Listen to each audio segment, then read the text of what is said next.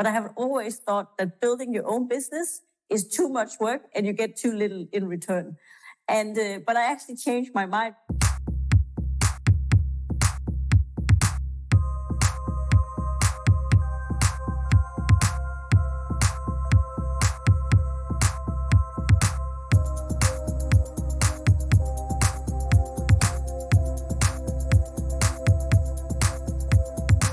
This is Female Business Angel Podcast. Your go-to destination if you're a business angel or would like to get into angel investing and don't know where to start. Or if you just want to find out how we tick. We're Tina and Katja, both business angels from Berlin. Well, I'm a VC now. We will interview established female business angels about how they got started and how it is going, including all the best tips and tricks. So get ready for some insider stories and personal empowering moments and revelations with these incredible women. Welcome to this journey with us. Hi, Stine. Hi, Katja. Great to have you on our podcast. We've already had a brief chat, but now it's a longer session. It's an honor to have our first angel from the Nordics, representing Denmark. Exactly. At the Female Business Angels podcast, we are at the Scene studio. Scene is a pre-seed fund from Berlin. We are here in Berlin, Prenzlauer Berg, in the beautiful studio on the roof. We're super happy to be here. And we would love to know more about yourself, your journey, and how you became a business angel, entrepreneur, and book author. Introduce yourself and please tell us how you Well, thank you so much for having me here. And it's always exciting to share a little bit about myself and what I've been through. So first of all, my name is Stine Sørensen, and I have just recently stepped down from my operational role as a COO, as a health tech company that I founded 5 years ago. And so I've been transitioning into a more active business angel, which I obviously is spending much more time on now. Besides of being an angel investor, I also sit on several boards in energy companies, in different kinds of areas of sustainability as well. I'm also a strategic advisor for startups. So I spend quite some time with startups and I built a couple myself as well. So I guess that's the short story. Wow, this is really impressive. You've built a couple of startups. Which one are you the most proud of? Well, I'm actually, my two big startups, I created quite a few companies, some with just a single purpose of being a vehicle for doing a project and things. But I mean, with Radiobotics, which is the health tech company that I created, we worked 5 years on solving substantial problems within the whole health tech area. And I really believe that has some great impact. My company before that was a crazy Silicon Valley story, which I think I learned a lot from. But the impact we had wasn't that great, so to say, compared to actually trying to solve real world problems in the healthcare sector, so to say. So I would say Radiobotics is what I'm most proud of. This is like the recent one. Yeah. What was the not that important problem that you were trying to solve that took you to Silicon Valley, though? Well, I mean, the Silicon Valley wasn't necessarily what I would call an important problem, but it was indeed a difficult technical problems. So what we were trying to do was to rethink how you were creating content. And this was 6 years ago. So you have to remember that this was when Snapchat and Instagram started taking off in its with the video formats and those things. So what we created was something quite substantial for the camera section. And we also was bought by one of the big companies that obviously make a living of cameras. Mm. Wow, this is exciting. So I think your story is absolutely fascinating. Did you want to become an entrepreneur as a child and build these companies, go to the Silicon Valley, sell them, solve substantial health tech problems, improve the life of the humanity? Or did you want to become a business angel and sit on all these boards? Or what did you envision for yourself? Actually, never. When I had my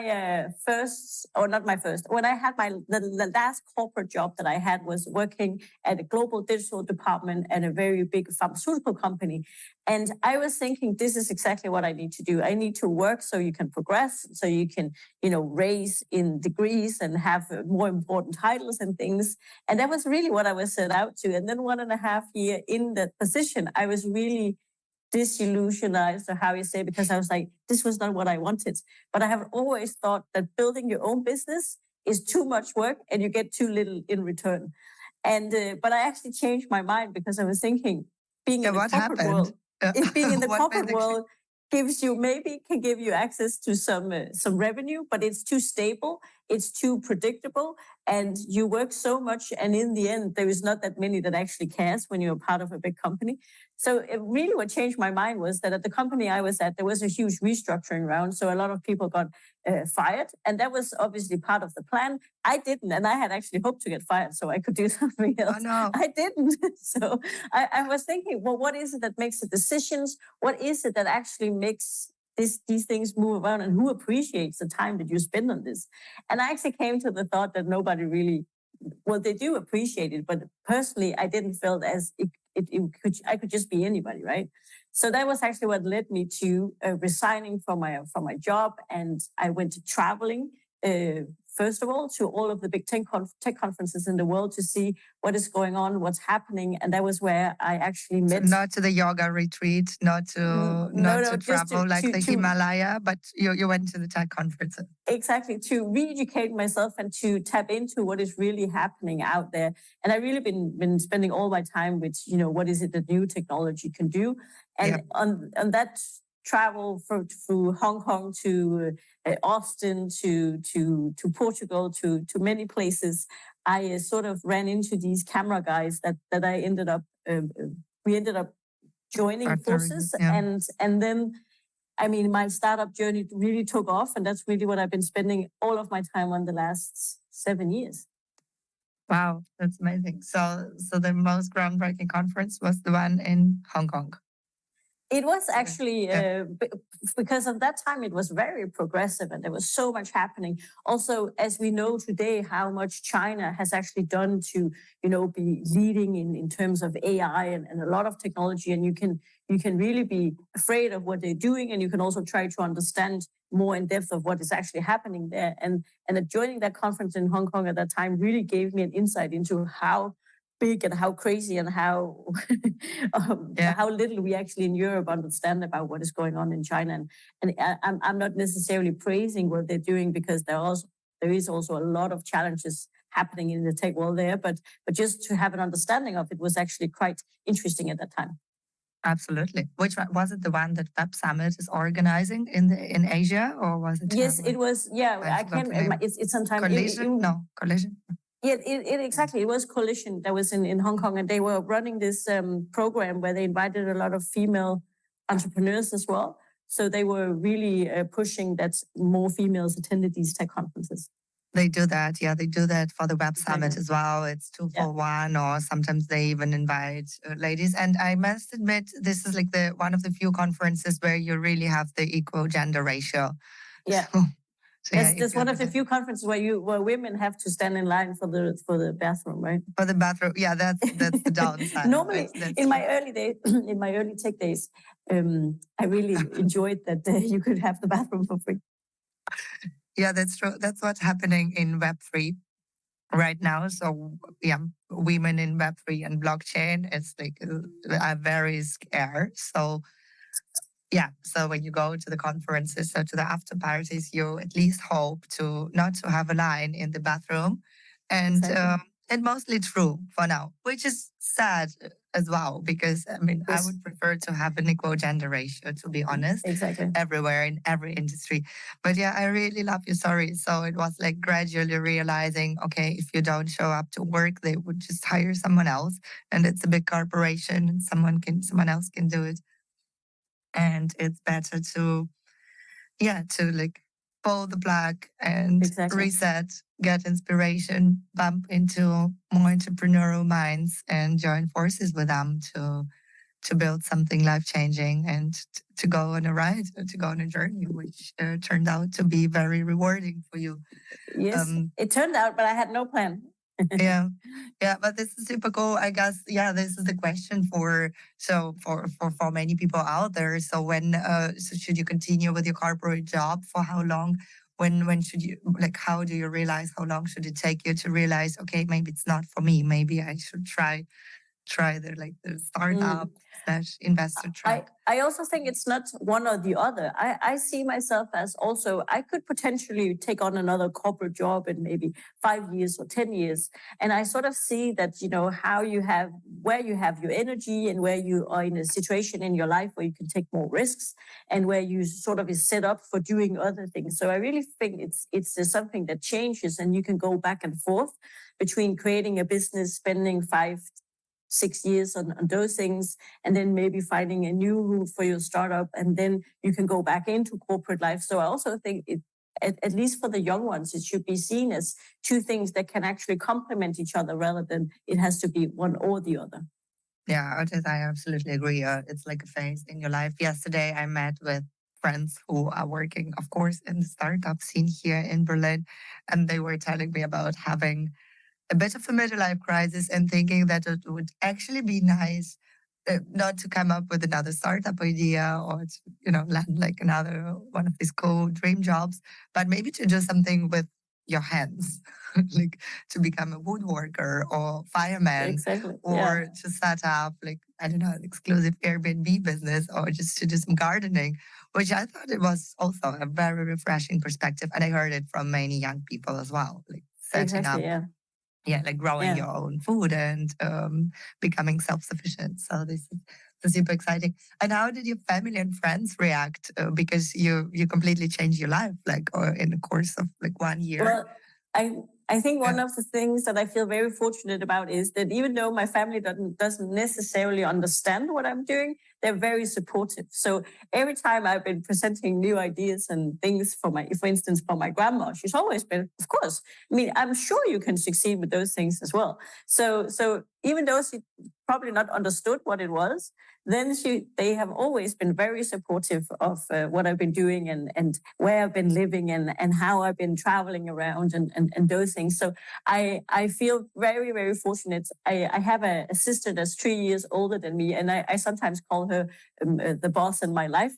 And I ask her for advice very often. She always says yes. So sometimes I even just call her because I know she would say yes. So that's really cool.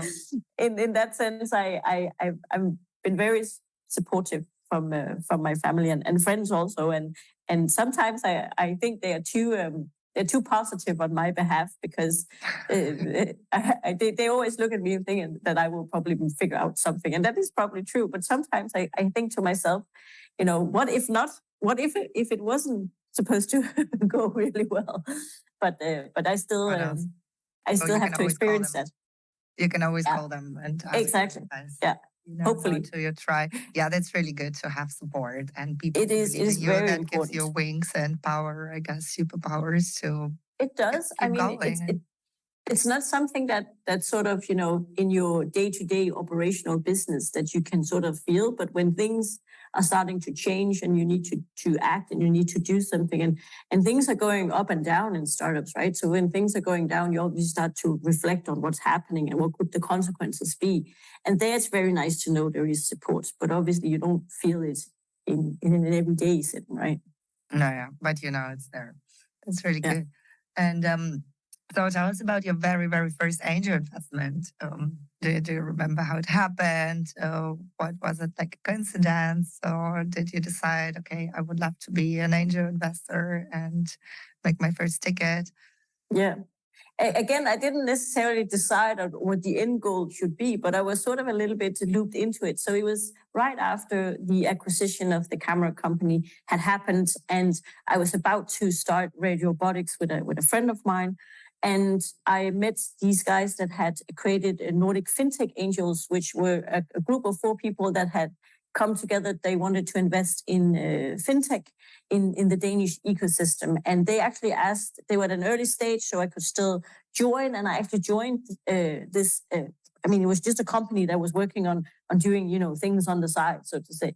And so I actually joined that, and I did immediately after I did my first investment in a company called Matter, which creates algorithms that can sort of screen investment portfolios for sustainability and ESG goals. So, and that investment was my very first. I'm still very active. I sit on the board of this company as well. They just raised another round and is still growing. I think they're around 25 to 30 employees today, and it's a big company. So I hopefully it looks like that my very first investment would also be very successful. It's a good one. Yeah. So I still very much remember. Yeah. Sorry, say it again. How old is the company now? It's like 5 years. I think they are 4. So it was in the very early stage. So that was in 2018. So they're maybe 5 years old today. So like first money in. Yeah, that's great. Yeah, we were some of the very first investments, if not the first. Yeah, it was very early. I mean, that's where you get most return on your. I mean, it's with the highest risk, but it's also with the potential biggest return. It is to get in very early, right? When you don't have millions to invest, right? Yeah. What convinced you to bet on them? I think it's actually interesting. I really think that the idea that they had in terms of, making sustainable investments much more transparent and providing the information. And at that time, there was very little information around sustainable investments. And so I really think that the mission they were on, and then it's really the people, right? I mean, the two guys that founded the company was very interesting to work with, and they really showed a lot of progression throughout the process. And I can see that is when you first time meet a founder until the next time, and if a lot of things has happened and you can see they're taking action and they're getting things done, it's very intriguing for a potential investment, because that's really what you would like to see to begin with, right? So vision, mission, getting things done. Oh yeah, mentality, kind of roll up your sleeves. Oh, for sure. I mean, all the usual suspects were there, so to say. Yeah, absolutely. And so now you've done quite a few other angel investments, also together with other people, and you are scouting for equity ventures as well. So how do you juggle all that? Well, I mean, what did you learn also? Because I mean, you are now an experienced business angel and entrepreneur. So, what did I learn? I mean, you learn that things changes all the time, so there is always room to learn something different. I really think that what I have seen and what I find very, very valuable is that I both have been on the founder side. So I've negotiated these angel investment deals as a founder, taking money into my company. And I've also been sitting on the other side negotiating as an angel investor, and having that both sides of the table and understanding both parties. I think that is very valuable in what I do. I am very much a founder investor, so to say, because I always take the party of the founders. I can see that because I can really relate to myself. I've even advised some not to take an investment from one of my at an early stage, because I think as a founder, they would actually be better off doing something different. And so I can really see myself as one that has a founder perspective, and I would probably always take their party because I have been there and I know how it feels. As a founder's ally, although now you're representing a pretty big VC fund. Yeah, I obviously have to think of other how you say that there are different kinds of vehicles and instruments and things that you can do, and you obviously have to take that into consideration. But I'm also thinking I do believe that by protecting the founders and ensuring you make a fair deal, you also are set out to make a much stronger business in the future as well. So I actually think it pays off, but obviously you have to be considerate about what you say yes to from both sides, right? Yeah, absolutely. But yeah, I think it's great. It's a great combination that you're bringing to the table, and also like you being a communication professional, right? So besides being a founder and an experienced investor, yeah. So I think we've recorded recently another episode with also a founder who is scouting for Atomico. So it's a bit of a similar profile. And we were talking a lot about the art of the storytelling, like when raising the money, when like dealing with investors, when growing your business and bringing it forward. So about telling your story as a startup, but also telling your story as an angel investor, as a founder. Yeah. Because now you sit on as the angel perspective, you sort of have to, in a very short way, show that you bring expertise to the table, and you can be part of moving the company from a very early stage to a sort of a much stronger stage where they can actually be able to raise more money, right? So that you have to communicate in a convincing way, I would say. Yeah, like your USP as an angel. That came through in all the interviews we've done. Like for this podcast, we've done 17 or 18. This is like this year's passion project. So it's like know your value and what you bring to the table. And what would you say, from which like series or stage of the company do angels become redundant? So would you say is it so they join the company very early? Maybe they are the very first believers in the founders. They bring along other angels, other funds, other VCs. And then what would you say they kind of leave after, I don't know, Series B or something like that? Or how is their relationship evolving? It really depends. Because it depends on the person as the angel investor. Because as an angel investor, you are a one-man show, so to say, right? So you really have to follow along. So it depends on, can you follow along with continuing investments as they grow? Probably most cases not.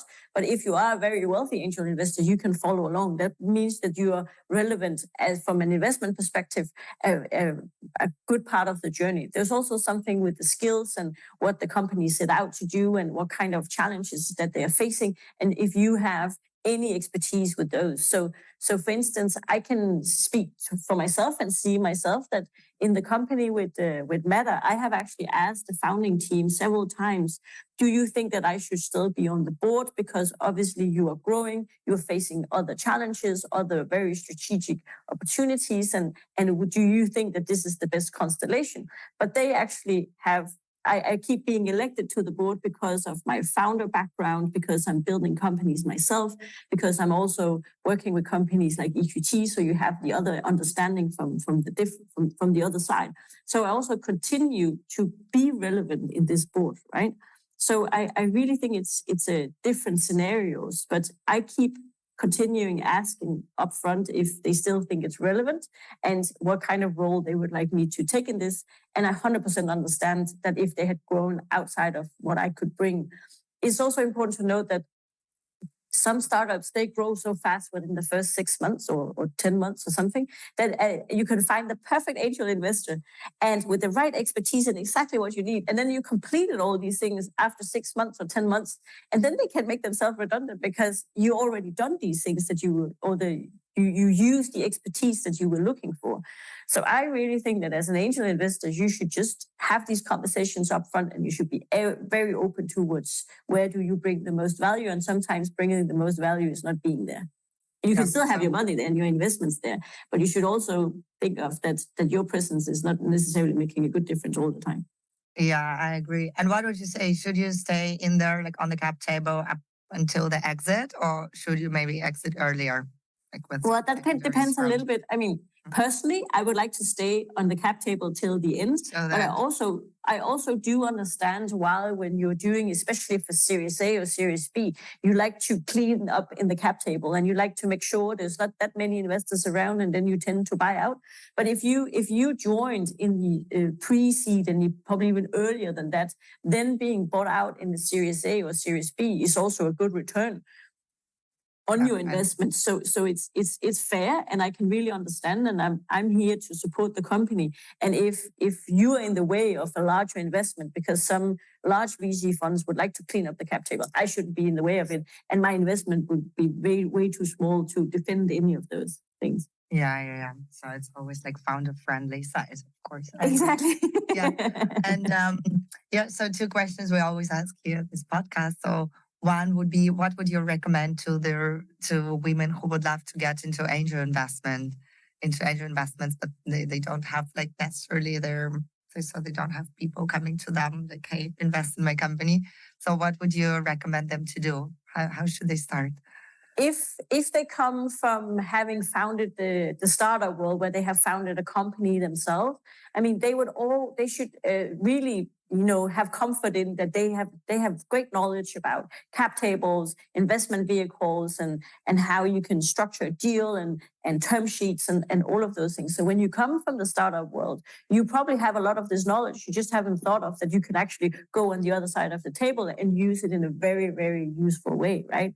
if you don't come from the startup scene, or maybe if you come from the corporate world and where you're not so familiar with all these, technical parts of doing angel investments, there are many courses out there that can actually teach you in just in a week. You can know much more than some founders in a startup even does. So I think it's relatively easy to get into the lingo and to learn about, the technicalities. One thing I think everybody that considers going into angel investments should think of is what is sort of the what is your investment profile, that you should have conversations with yourself around what kind of companies do I actually like to invest in? What kind of things has to be in place? Does it need to be very early stage? So there need to be full, at least a founding team, or do you feel more secure in a later stage?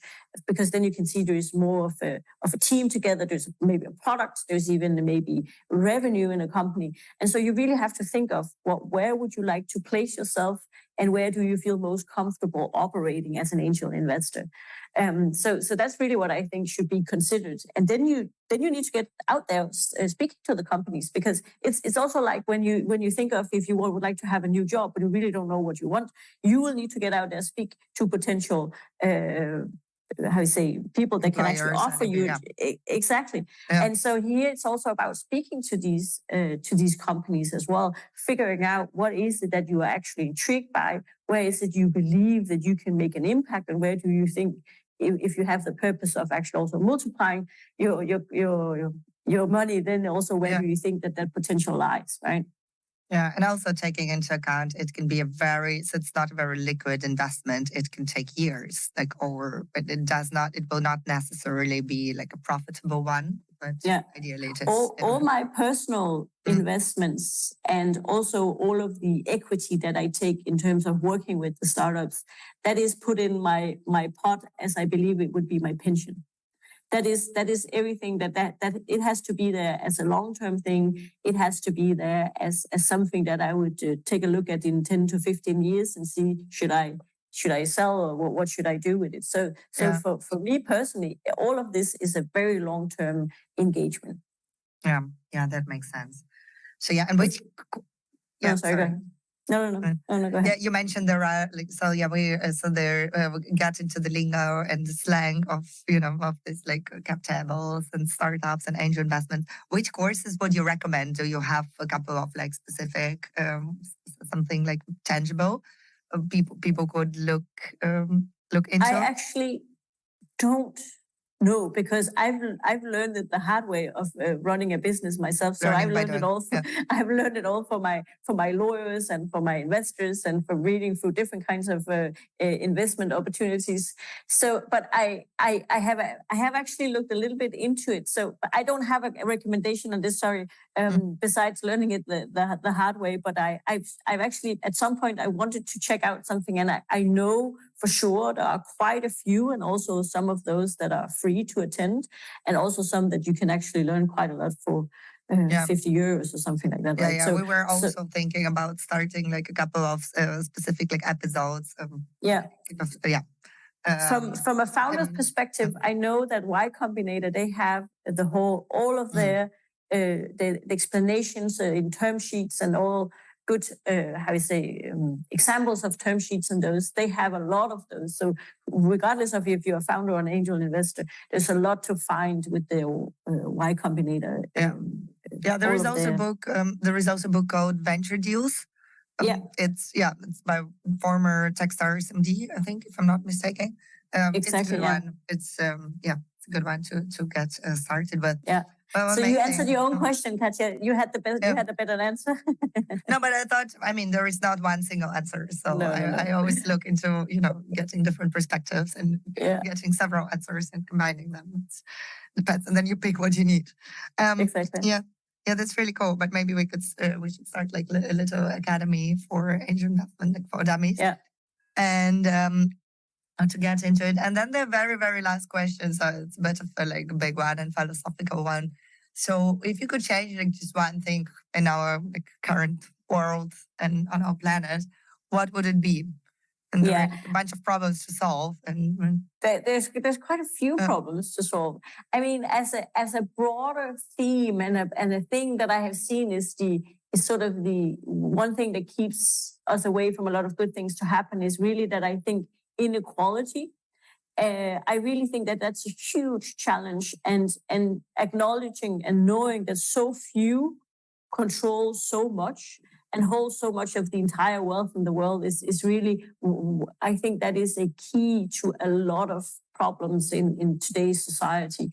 And I also really think that a lot of startups is driven by changing inequality in many ways. So access to the, democratic processes, access to knowledge, and access to sort of understanding your biases and how you act, and obviously also distributing wealth and those things. So I really, really think that if we could change inequality so we would be more equal around the world, I really think we could solve many problems with relation to food crises, access to health and gender equality, and so on. So that's really one of the things that I see, and there's also I can see something that I very much support in the work that I do is those working for changing inequality, so to say. Yeah. I think it's a brilliant perspective, very Nordic one, but I have like 100% my buy-in on that one. And also acknowledging coming from a very privileged side of the world and having a lot of opportunities, you can also really see how inequality is just happening in front of you, right? Yeah, I mean it's not that it does not exist in the in the rich part of the world, but we are privileged. But as a woman also going to another part of the world, you realize I am privileged, but there are like other people that are more privileged, or for example, men. And exactly. They have to, and you cannot do a business as a blonde woman in any part of the world like you do in the US or in Europe, maybe. So it's also like a tricky realization. And I think that's a great mission, and I'm excited to follow your adventures and next projects, and also excited to meet you. Likewise, at some point. Thank you so much for participating and for sharing your amazing journey. And thank you for having me, Katja. Thank you so much. Bye-bye, Stine. Bye-bye.